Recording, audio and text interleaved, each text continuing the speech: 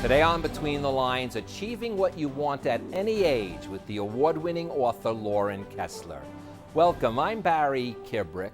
Lauren is an immersive journalist who puts herself in situations so she can experience them firsthand and share those adventures with us. With her book, Raising the Bar, she takes her midlife desires to perform in the Nutcracker Ballet, and through her journey, inspires all of us to test our limits and raise the bar on our own lives. I'm a writer today because I was a reader when I was 11 years old, and it was... You do not need to prove your state of happiness to anybody. Most of these speeches were as much as a month in preparation. Characters, the heroes in this book, are seekers of truth in a story that involves a lot of You corruption. don't get a chance to really talk about what's real. And this is the first thing to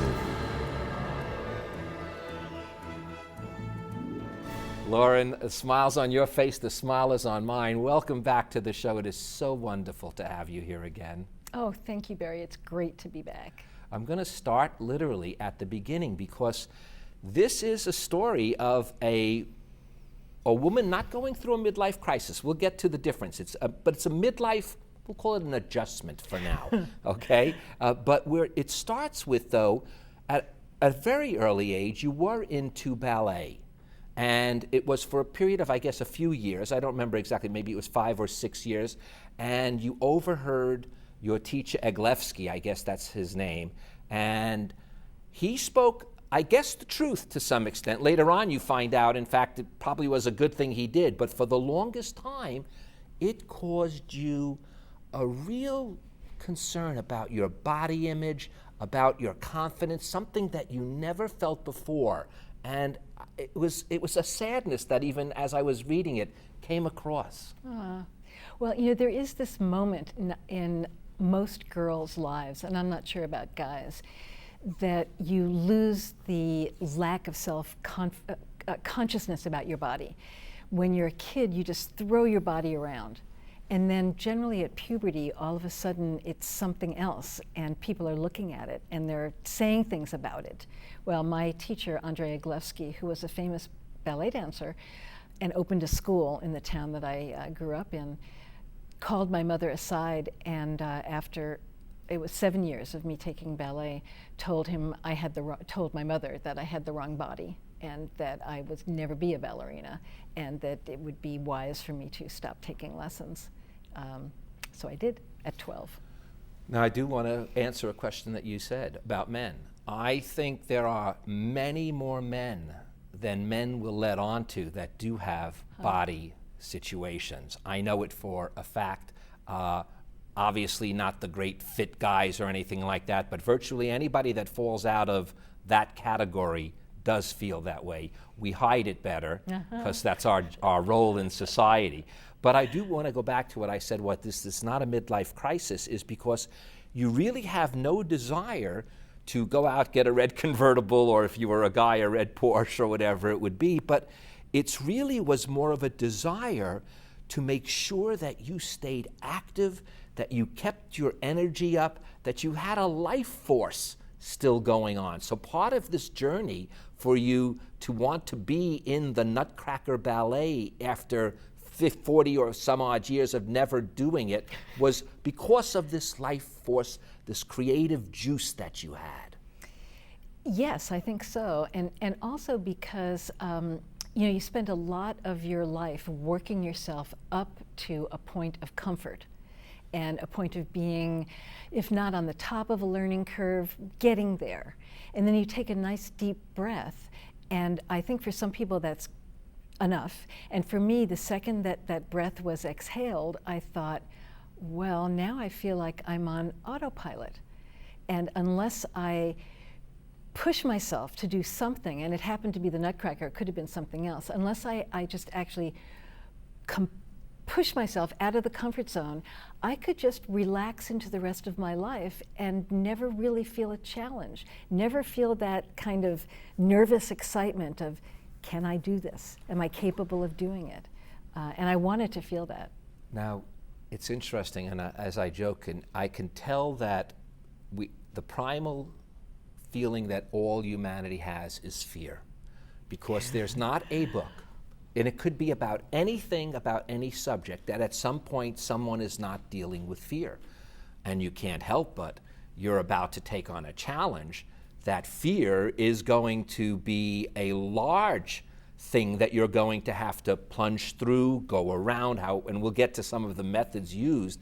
But the interesting thing was, you begin to even question, is this dream of dancing the nutcracker, I'll use your words, and the questions that you asked yourself, is this dream of dancing the nutcracker remotely possible, and why am I dreaming it in the first place? Yes. And so remotely possible, I could answer that. I mean, because remotely gives you a very big space. So yes, it's remotely possible. And I think the part of why I was dreaming it, I just explained, which is this notion of the refusal to settle in to the rest of your life. And I think for a woman of a certain age, my refusal to be or become invisible. Well, you in the book even say it's restlessness, not fear in a sense. Yeah, you actually list all the fears. One of them includes restlessness, but that's the biggest drive that you are faced with, and that I shouldn't say that you would actually embrace. So it's a little different. You embrace that restlessness, and in fact, your career as an immersion journalist, almost if you didn't have that restlessness, you couldn't even do your craft. Well, it has to be sort of your curiosity, knob has to be turned up pretty high to do this kind of work. So yeah, the fear though. I mean, there's fear. There's physical fear, like will I hurt myself doing this because I am not 25? Will I be capable of holding moves? Can I fit into the costume, which is another fear. But it's also sort of fear of embarrassment in a sense, because I'm with people who are, young enough to be my children, and I'm not at the top of my field, but I'm comfortable with what I do as a writer and as a teacher. And here I am with people who are a generation younger than me, and I'm the new guy. I'm the newbie. And I have to learn from them, and I have to allow myself to see that they are so much better, and they'll always be so much better, and they become my teacher. And that's hard for anybody to do. I think the other thing that's hard for everyone to do is when you have this notion, and as you say, it's taking and converting the theory of doing something into the practice. And you use, I want to quote you because I love the way this comes out. It says, and it's something so, it could be my mantra, okay? Why is it so much easier to play the I can't? Why is self-doubt the go-to place? That is almost the first thing we as humans do, and we must fight through that. And we do, those who it's one of the most wonderful feelings when you do, but that's the original tape that's playing. And what's interesting about that is that the tape never gets erased. It gets played over with, I did do that, even though I thought I couldn't do it. But then the next time you try something else, it's still under there. The voice might be a little softer, a little bit more in the background, but it doesn't ever seem to go away. And you just have to say to yourself, yeah, I've heard this before, and guess what? I did it anyway. Well, you give some advice, in fact, that especially when you're attempting something new, you talked about how you decided to go back at what you did with your writing and how you got there. And I remember a story of you when you talk to your students, you make them draw concentric circles to look like a bullseye, and you ask them how much of the time are they putting into writing in that center of the bullseye versus all the other things they do. And you said somewhat, I'll paraphrase it now because I don't want to go scrolling through this, but it was sort of like, you have to do that now with all the disciplines you take on. You really need to, when you're going to take on a discipline and you want to succeed, you have to put the primary amount of time at that discipline, in the bullseye. So the life lessons you've learned in the past really can help you even when you're changing disciplines, experimenting with your life, doing all these things. Even if you say, I've never done it before, you let us know there's something there that you have done before. I think that's really important, because I'm hoping that the people who come to this book are not just ballet fans. Because it happened to be that the thing that I chose was ballet, but the larger lesson is exactly what you're talking about, that if you want to take a big step or even a small step forward in a direction that you haven't taken before, you're not a blank slate. You have this embodied wisdom of all of the good decisions and some of the bad decisions you've made, and the ways that you have approaching problems, and the successes you've had in other areas or the failures. And it does all accumulate to make it possible to do this new thing. Now, although you didn't go to the New York City Ballet, you went to a prominent ballet company. The Eugene Ballet Company tours all across, especially in the West, and there's no shabby dancers that are in any of these ballets. And you use the term, though, the joy and openness of the beginner's mind. Later in the book, it's kind of a funny little comment you make. Boy, is it tiring having a beginner's mind. I'm paraphrasing it a little bit. But for the most part, there is this joy when you approach something with this enthusiasm of a beginner's mind ready to tackle a challenge. And you're just open to all kinds of ideas, because when you have an expert mind, you figure, I've been there, done that, I know what I'm doing, and you can have another opinion about it, but I know better. When you have a beginner's mind, you don't have an opinion about it. And so everyone's opinion and everyone's take is something that you kind of sponge up and figure out. It's really quite liberating. Now, you have a line, how can dance look so effortless when it takes so much effort? And we had Nigel Lithgow on the show from So You Think You Can Dance, and every time we watch the show, we go, how the heck does it look so effortless? And there's a teacher, I'll get to the second part in a second because it's very funny, but there's a teacher, Summers, Yes. And it's a mantra of hers, and she says, find the ease within the effort. And then you add, acknowledge the intensity, and then allow yourself to relax in it.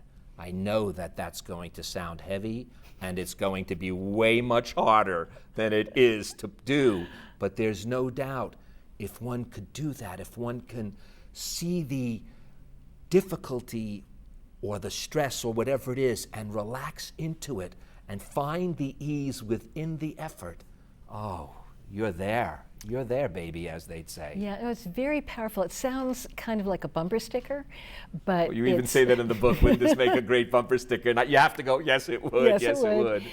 would. But it's also just that it happens in fleeting moments. It's not like you discover this secret and then that's what it becomes.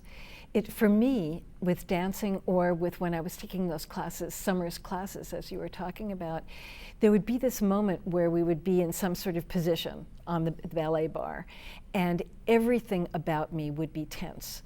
My brain would be tense, my hands would be clawed, everything. And then I would think about that part of my body that I was supposed to be paying attention to, the curve of my foot. And then there was just this deep exhalation as I allowed everything step by step to just breathe. And so that could, in a nanosecond that was gone and I was clenching again. So it's not like but once you feel it, once you just feel it for a second, it's marvelous and you want to go back to it. On the car ride here, by the way, my son says to me, he says, I don't get it. How do you, as a middle-aged person, even as a young person, train to be a ballerina with this finite amount of time, knowing how difficult it is? And I said, Lauren's got the answer. I'm going to read it right now, if that's okay, because this, and you're laughing, because this, I cracked up at this part. I needed to find a prep class.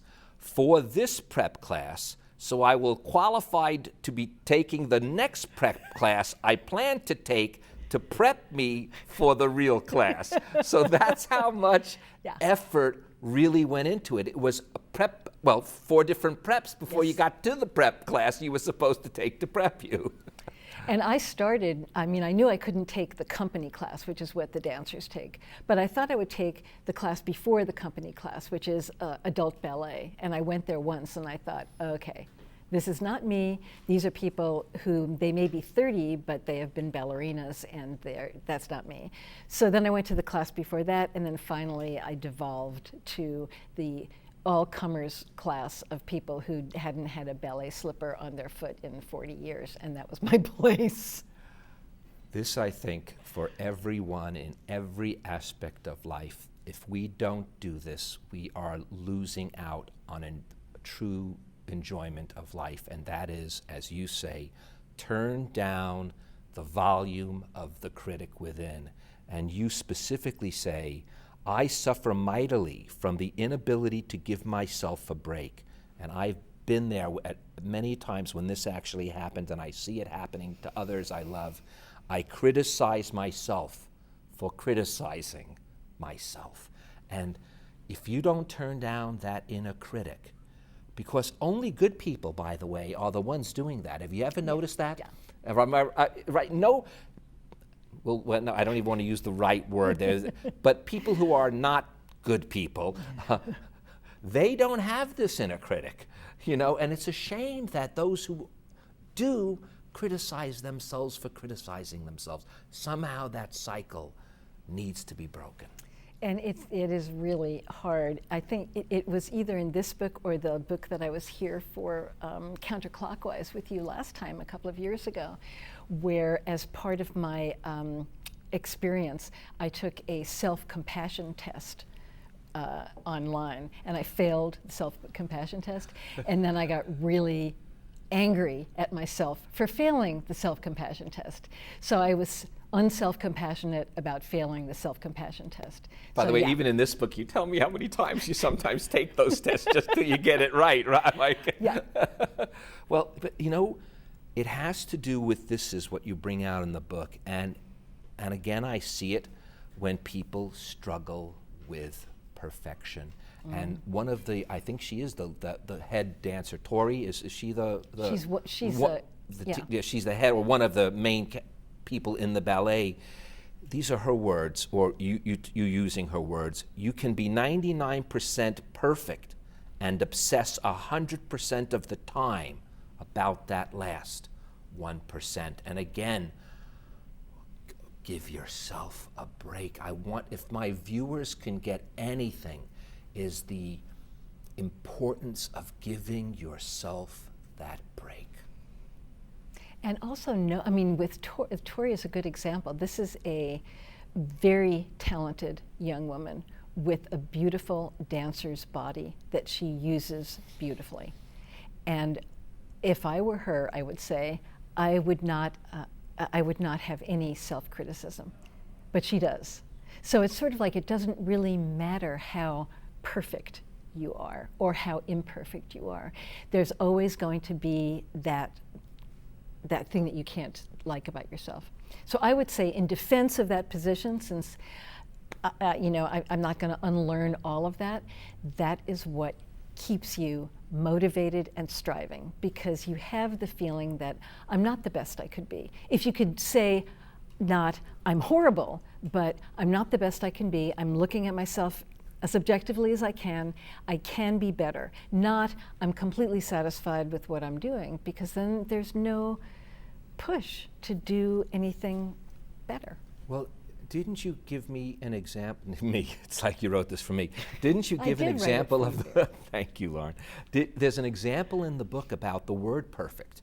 As an English teacher and journalist teacher, you say that it almost has 2 definitions. One is this flawless sense of everything, you are perfect, and the other, as a verb, is to perfect. So in a sense, by not being perfect, it gives you the power to perfect. And since perfection can never be reached, it's sort of better to think of it as a verb than as a noun. And the whole, I mean, speaking about bumper stickers, the whole, it's not the destination, it's the journey part. So if the journey is attempting to be, and perfect is a tough word, but attempting to be better at anything that as you can be in your life, is the journey of life, and not quickly getting to some point where you say, I nailed it. I am now the perfect parent. I am now the perfect cook. I am now the perfect whatever, and now I can relax and just be that. It is that constantly remaking yourself and constantly thinking about what else you can be doing. You use this term, and I love it. The tyranny of shoulds. All of those things that I should have done, I should have done, I should have done, should have done this, should have done that. Another thing very close to perfection, very close to that critic within the critic. You've got to get rid of the tyranny of shoulds, because that will weigh a person down more than anything. Literally, by the way, I found this out as a journalist and as an English teacher. Words mean so much. If you do eliminate the word, you eliminate oftentimes the feeling associated with it. I think that might be true. I mean, the tyranny of the shoulds is actually looking backward, right? Right, it is. And so you could try to obliterate that, or you could also, I mean, like, I could say to myself, I shouldn't have quit. I shouldn't have let Andrei Aglevsky change my life. I don't think I would have been a ballet dancer, but I should have kept going. And so I want to put a big X through that should, but then I also want to say, you know what? I'm going to do it anyway. I will like put an X through that should, and now I'll do it. That's a great way. That's another bumper sticker. Am I right? Put an X through the should and start with I could. I'm stealing it. We could make money off of this. 50-50? Well, it's your book. 60-40. Come on. I'm a generous guy. But again, that holds in fact, as an English teacher, again, I want to say, even when you speak with passive verbs, it makes a person more passive. If people were aware of how not to use passivity, and by the way, when I say passivity in language, it's a little different. It's another take on it. But once you do, you then become more of an action, less than a whiner. Well, you are either the object of something happening, which is passive voice in grammatically, or you are the subject that makes the thing happen. That's the active voice. So what you want to be is the author of your own life. You don't want to be the victim of your life. And a passive voice is that construction in the English language where the real subject is actually the object. So it happened to me instead of I made it happen. And however you have to get to that point, you must, because it makes your life different. And the lives of the people around you. Oh, and boy. And it's a model for your children and your grandchildren. Now, as a prima ballerina. Okay, let's forget the prima. Okay, but there's something you observed, and I observed this too. I had to work at it, I guess. Being humble. Being humble is one of the most underrated character traits around. And when you're in a room with 25 genetically amazing 20-year-olds who have made ballet their life since they were age 3, and you walk in, you are humbled. And you can let that be a source of embarrassment, and you can let that stop you. It doesn't have to be a ballet studio, it could be an office situation, anything. Or you can say, wow, I'm around a whole bunch of talented people, and I could actually learn from them. So that's what, that's sort of dropping your, well, I'm older and wiser than you, so you can't tell me anything, because they can tell me all kinds of stuff, including actual wisdom that, that comes from not just being 25, but comes from living the life of an artist. Lauren, as I said, we were getting close to our time being up. We're over our time being up. So I'm going to end simply with your words. The love of the activity should trump everything.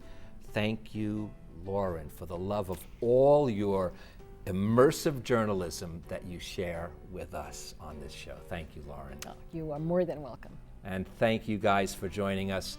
Now, before Lauren leaves, I'd like to leave you with these few more words from Raising the Bar. Resilience.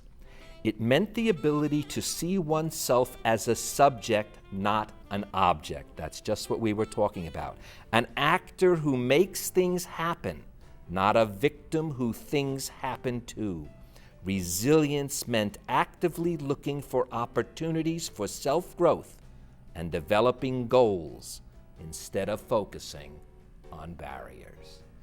I'm Barry Kibrick. Resilience is the key to all that lay between being the victim or the actor. Use that key and make things happen. Thank you so much, Lauren.